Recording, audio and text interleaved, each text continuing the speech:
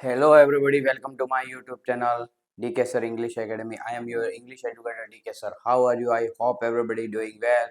I am well here also. And if you are new on my channel, so first of all, you subscribe my channel, then you press bell icon and like and share. So today we start the second part of sixth lesson. We start book We Too Are Human Beings, written by Bama. तो अब हम इस lesson को पढ़ने जा रहे हैं जिसका नाम है we too are human being. और ये बामा नाम की एक जो गर्ल्स थी उसके द्वारा यानी राइटर के द्वारा लिखी गई है। और ये है तमिल राइटर है। कौन है ये? तमिल राइटर है। इन 1992 यानी उन्होंने 1992 में इसका स्टोरी को लिखा है। और उन्होंने उसकी एक फेमस बुक है जिसका नाम है कारकू। ठीक है, इसकी फेमस बुक का नाम क्या है? कारकू। और अबाउट स्टोरी, अब इस स्टोरी के बारे में देखते हैं। While she was study in class third. अब ये उस समय की स्टोरी उसने लिखी है। हालांकि उसने लिखी उस समय वो उम्रदार थी, लेकिन जब ये जो स्टोरी लिखी है वो लिखी है जब वो कौन सी क्लास में थी? थर्ड क्लास में। उसकी उसने ऑटोबायोग्राफी लिखी है। Not speak about untouchability. और उस समय ये छुआछूत वाला कुछ यहाँ पे बात चल नहीं रही थी। बट शी फील इट, लेकिन उसको ये महसूस जरूर हो रहा था। यानी वहाँ पे छुआछूत वाला कोई ज्यादा इतना चल नहीं रहा था, लेकिन उसको फीलिंग जरूर हो रही थी। तो और यहाँ पे एक उसके खुद के बारे में वो बता रही है, time distance between Bahamas school and her house. यानी बामा बता रही है कि उसके स्कूल जाने का जो टाइम है, यानी उसके घर उतना दूर है कि वो 10 मिनट में स्कूल पहुंच जाए और स्कूल से 10 मिनट में वो अपने घर पे आ जाए, इतना ही डिस्टेंस है। यानी मैंने यहाँ टाइम डिस्टेंस वर्ड क्यों लिखा है? यानी डिस्टेंस यानी दूरी किलोमीटर या मीटर में आनी चाहिए, लेकिन यहाँ पे टाइम डिस्टेंस यानी समय के बारे में बताया गया है इसमें। तो यहाँ पे टाइम डिस्टेंस यानी उसके घर से स्कूल जाने में 10 मिनट और स्कूल से वापस घर आने में 10 मिनट लगते हैं। लेकिन यहाँ पे क्या हो रहा है?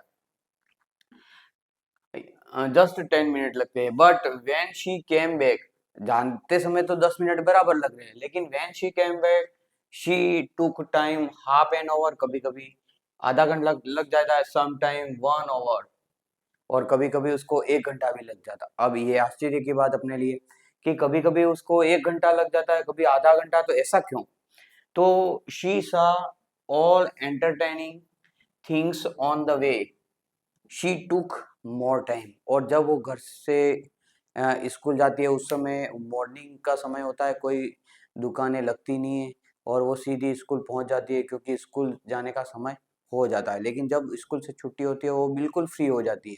उस समय वो ऑन द वे यानी रास्ते में जितनी भी देखने लायक एंटरटेनिंग चीजें होती हैं वो सब देखती हुई अपने घर पे पहुंचती है, जिसके कारण कभी कभी तो 1 घंटा हो जाता है और कभी कभी आधा घंटा भी। शी सा मेनी थिंग्स लाइक एज। अब यहाँ पे क्या क्या चीजें देख रही है, ये एग्जाम में क्वेश्चन भी आ सकता है, इसलिए एक एक चीज ध्यान से सुनना और ये नोटेड डाउन करना। परफॉर्मिंग मंकीस स्टंट, यानी एक मदारी जो है वो मंकी का स्टंट करा रहा है, मदारी बंदर का खेल दिखा रहा है, वो देखती है और वो खड़ी हो जाती है। Snake dance handle bye snake charmer, यानी सपेरे के द्वारा यहाँ पे क्या किया जाता है? स्नेक डांस करवाया जाता है। सेकंड, ये सभी चीजें याद रखनी पड़ेगी। साइकिलिस्ट साइकिलिंग लास्ट 3 डेज, 3 दिन से एक साइकिल चलाने वाला एक साइकिलिस्ट है, एक राउंड सर्कल में 3 दिन तक लगातार क्या चला रहा है? साइकिल चला रहा है। फिर आगे जाती है और देखती है एक मरियट्टा टेम्पल है। ठीक है, और मरियट्टा टेम्पल में एक बड़ा सा घंटा घर है, बड़ी सी घंटी है। वो घंटी बजती है तो लोग वहां पे ऑटोमेटिक गैदर हो जाते हैं, इकट्ठा हो जाते हैं। उसका रीजन क्या है कि उसके घंटी बजने के बाद वो आरती हो रही है और प्रीस्ट जो है ऑफरिंग पोंगल, और यहाँ पे वो पोंगल नाम का प्रसाद बांटता है। ड्राई फिश, यानी यहाँ पे जो ड्राई किया हुआ यानी पकाई हुई जो फिश स्टॉल भी है। और वो कहाँ स्टॉल है? Under the statue of Gandhi ji, वहाँ पे गांधी जी की एक मूर्ति है और वहाँ उसी के नीचे यहाँ पे बहुत सारे जो लोग हैं उन्होंने यहाँ पे ड्राई फिश की स्टॉल लगा रखी है। उसके बाद स्वीट स्टॉल, और आगे थोड़ी जाती है और देखती है कि वहाँ पे मिठाइयों की दुकान है। फिर देखती है फ्राइड स्नैक्स शॉप, यहाँ पे जो स्नैक्स जो नाश्ता मिलता है फ्राइड, जैसे कुछ भी, जैसे समोसा, कचौरी, फाफड़ा, जलेबी, ये इस टाइप का स्नैक्स। स्ट्रीट लाइट, और आगे जाती है और देखती है कि street light show blue and violet colour, और यहाँ पे दो कलर के यहाँ पे स्ट्रीट लाइट के बल्ब भी जलते हुए दिखते हैं। स्पिनिंग व्हील, और यहाँ पे झूले, जहाँ पे बच्चे झूले झूल रहे हैं, वो स्पिनिंग व्हील भी वो वहां पे देख रही है। द नारीकुरवरन, नारीकुरवरन नाम की एक कास्ट के लोग हैं। प्ले विथ लेमुर, लेमुर नाम का एक जो बंदर है उसके साथ खेलते हुए यहाँ पे जो नारीकुरवरन नाम की प्रजाति के लोग।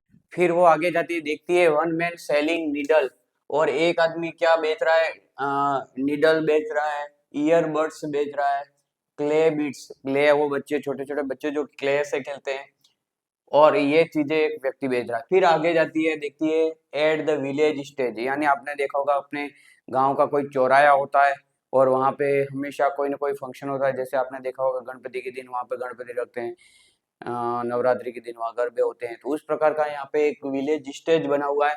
वहां पे क्या हो रहा है, various political parties would arid, कभी कभी उस स्टेज पे क्या करते हैं कि पॉलिटिकल पार्टी के जो लीडर आके वहां पे अपने भाषण देते हैं।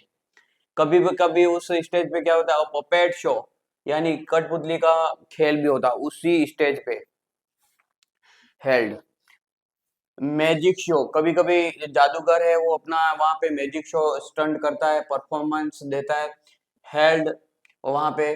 और कॉफी क्लब, फिर आगे जाती है और देखती है कि कॉफी क्लब, यानी यहाँ पे एक जगह पे कॉफी जो अच्छी वाली जो कॉफी यहाँ पे सेल हो रही है इन द बाजार, इस बाजार में many types of fruits in a fruit market, आगे जाती है बड़ा सा फ्रूट मार्केट दिख रहा है, और उस फ्रूट मार्केट में बहुत सारे फ्रूट वहां पे बिक रहे हैं, लाइक यहाँ पे बताएं कुछ कुछ नाम, जैसे mango, cucumber, sugar cane, sweet potato, palm fruits, guava and jack fruits, और ह्यूज आलमंड। फिर आगे थोड़ी जाती है, देखते हैं कि बड़ा सा आलमंड्स, यानी ये जो आलमंड्स जो बादाम होते हैं उसके पेड़ हैं।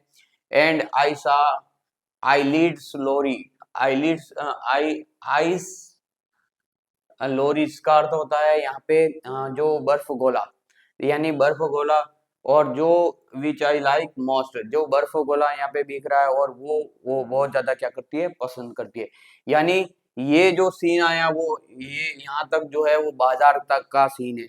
अब बाजार एंड हो चुका है, अब वो खेतों के पास आ चुकी है। नाउ बाजार इज ओवर, खत्म हो चुका है। And she saw a farmer driving their cattle, यानी आपने देखा होगा कुछ पहले जमाने में क्या था कि थ्रेसर या कुछ ऐसे उपक्रम हुआ नहीं करते थे, जिसके कारण क्या था कि घास को नीचे डाल दिया जाता था और एक खूंटा बांध दिया जाता, जिसके दो जो बैल होते हैं उस चारों ओर उस घास के ऊपर घूमते थे, और जिससे वो जो उसके बीज है वो नीचे गिर जाते थे और फिर घास उठा लेते थे और फिर बीज को बीन लेते थे। तो यहाँ पे दो जो केटल है पेयर में, उनको यहाँ पे राउंड एंड राउंड घुमाया जा रहा है, और यहाँ ट्रेड आउट द ग्रेन्स, और इनके बीजों को निकाला जा रहा है फ्रॉम द स्टोर, उस घास से। लैंडलॉर्ड वॉच एवरीथिंग, और वहां पे लैंडलॉर्ड भी बैठा हुआ है, और ये लैंडलॉर्ड है वो सभी चीजें देख रहा है, और यहाँ पे ये नोटिस भी कर रहा है कि यहाँ पे जो वर्कर है वो बराबर काम कर रहे हैं कि नहीं। बट फिर क्या होता है, सडनली अचानक से वो उसको दिखता है, she saw a old man, यहाँ पे ये स्टोरी इंपॉर्टेंट है इसलिए ध्यान से सुनना। अब यहाँ पे एक ओल्ड मैन जो होता है, ये स्टोरी लिखने का रीजन ही ये है कि यहाँ पे ये जो अपन पढ़ रहे हैं वही इस स्टोरी लिखने का मेन रीजन है। तो यहाँ पे वो एक ओल्ड मैन को देख रही है, वो क्या कर रहा है, carrying a small pocket by help of long string, और यहाँ पे एक लंबी एक धागा, एक लंबे स्ट्रिंग यानी धागा, लिख देना लिखना हो तो एक लंबे धागे से एक पॉकेट बांधा हुआ है, ठीक है, एक थैली बांधी हुई है लंबे धागे से।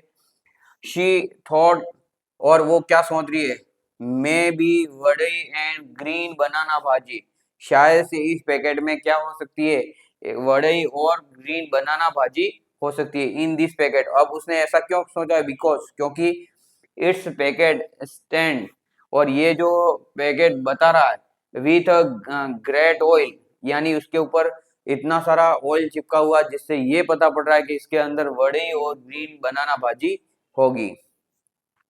That old man gave this packet to the landlord, और यहाँ पे जो लैंडलॉर्ड यहाँ पे बैठा हुआ है उस लैंडलॉर्ड को ये जाके क्या कर रहा है, पैकेट दे रहा है।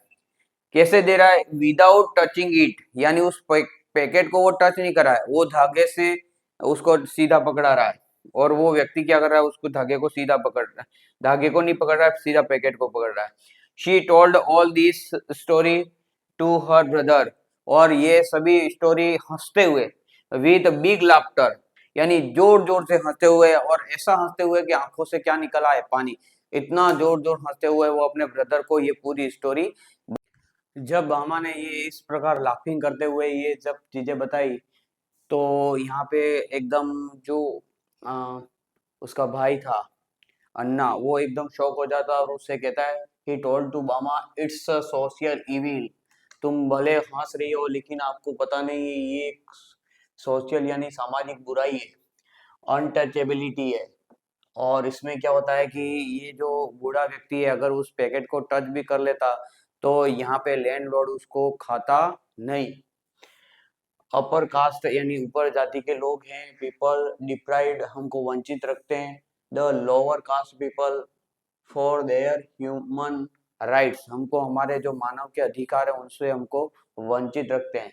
That people must not touch us, और ये लोग हमको छूते नहीं है और हमको भी छूने नहीं देते। If we touch anything of them, यानी हम या तो उनको या उनकी किसी वस्तु को अगर छू लेते हैं, इट वुड बी पोल्यूटेड, यानी उस वो जो चीज है वो पोल्यूटेड हो जाती है। When I was studying at the university, और ये उसका भाई यूं भी कह रहा है कि एक बार जब मैं यूनिवर्सिटी में पढ़ रहा था, one day I came back during holidays, और मैं घर पे आता हूँ हॉलीडे यानी छुट्टियों के दौरान। And I would often go to the library, और मैं लाइब्रेरी जाया करता था, किसके लिए, टू बोरो बुक्स, कुछ बुक्स खरीदने के लिए। आई ऑलवेज, और मैं जब भी देखता, came from the bank of irrigation tank, और हमेशा मैं कहाँ से आता था, irrigation bank of irrigation tank का अर्थ होता है मेड़। अपने खेत, दो खेत होते हैं, दोनों खेत के बीच की जो मेड़ होती है उसको कहते हैं बैंक ऑफ इरिगेशन टैंक कहते हैं। The time one landlord said don't come from this way, और एक दिन क्या होता है कि एक लैंडलॉर्ड है मुझे कहता है कि तुम इस रास्ते से कभी मत आना क्योंकि ये हमारा खेत है। अब यहाँ पे क्या होता है, अन्ना सेड, और अन्ना कहता है बामा, और फिर बामा जो कहती है फिर तो हमको हमको इनसे डर के रहना पड़ता होगा ये, तो वो कहता है ऐसा कोई नहीं है, अगर अपन ऐसा कुछ पढ़ाई, ऐसी पढ़ाई कर डाले कि हम उनके बराबर हो जाए, हमारा एजुकेशन और उनका एजुकेशन अगर लेवल बराबर हो जाए तो ये लोग हमें हमारा सम्मान समझेंगे। फिर अन्ना सेड टू द बामा, और बामा को कहता है if we do hard study, अगर हम बहुत हार्ड पढ़ाई करें, ठीक है, और गुड प्रोग्रेस, अच्छी प्रोग्रेस करें, स्टडी विथ केयर, एकदम सावधानी के साथ अपन पढ़ाई करें, डू हार्ड वर्क, कठिन परिश्रम करें पढ़ाई की ओर, so we can stand equal position, तो हम अपन इक्वल पोजीशन पे आ जाएंगे, उनके बराबर आ जाएंगे। तो फिर क्या होता है, उससे बामा को क्या इफेक्ट होता है, फ्रॉम दैट डे बामा always stood first in the class, और हमेशा बामा हमेशा क्लास में टॉप आती थी, पढ़ाई में वो हम अव्वल रहती थी। शी हैड मेनी फ्रेंड्स, और वहाँ पे स्कूल में जो अपर कास्ट के बहुत सारे जो बच्चे होते हैं वो भी उसके फ्रेंड बन जाते हैं। That's all, thank you. If you are new on my channel, so first of